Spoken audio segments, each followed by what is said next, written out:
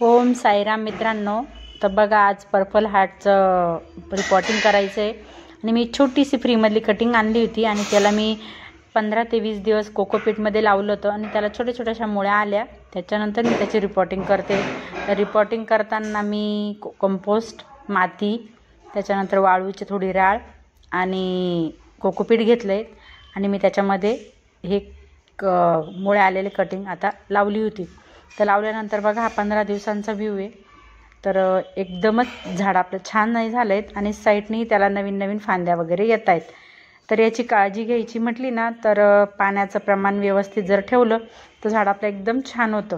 Fertiliser मी फक्त कांद्याच्या सालाचं दिलं होतं, वेगळं एक्स्ट्राचं काहीही दिलेलं नाही आहेत. फक्त त्याची जोपर्यंत माती सुकत नाही तेव्हाच त्याला पाणी दिलं मी आणि त्यानंतर त्याला उन्हातही जास्त प्रमाणात ठेवलं नाही. थोडंसं सकाळचा सूर्यप्रकाश मिळाला तरी भरपूर होतो.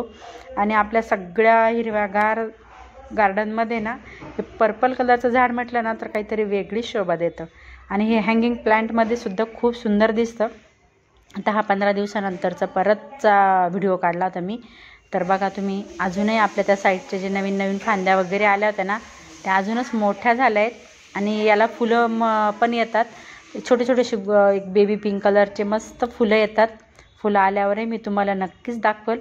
आणि व्हिडिओ आवडला तर लाईक आणि सबस्क्राईब करा. चला तर मग बाय.